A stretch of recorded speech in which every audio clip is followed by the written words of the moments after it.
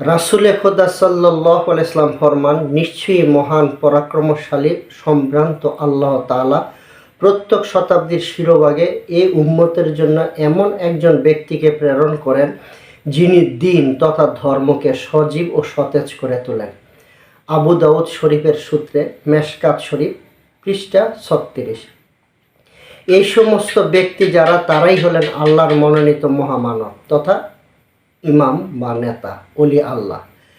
ইমামদেরও ইমাম, নেতাদেরও নেতা, প্রতিশ্রুত ইমাম আমার মহান মুর্শিদ শেষ জামানায় তথা আখিরি জামানায় প্রতিটি নর ও নারীর শান্তি ও মুক্তির লক্ষ্যে জীবন ও জীবিকার কাজে ব্যস্ত মানুষ সমাজে থেকেও যাতে কম সময়ে ও কম পরিশ্রমে পরিপূর্ণ ইমানদার হয়ে আল্লাহ তাআলা ও হযরত রাসূল সাল্লাল্লাহু আলাইহি ওয়াসাল্লামের নৈকট্য লাভ করে দুনিয়াতে শান্তি ও পরকালে মুক্তি পেতে পারে, সেই জন্য সে সহজ ও অধিক কার্যকরী পথ মুহাম্মদী ইসলাম তরিকা প্রণয়ন করেন।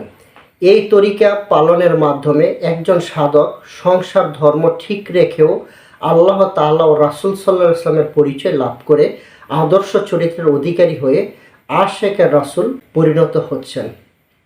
অগণিত মানুষ স্বপ্নে, মোরাকাবায় ও মিলাদ মাহফিলে রাসূল সাল্লাল্লাহু আলাইহি ওয়াসাল্লামের দিদার লাভ করছেন।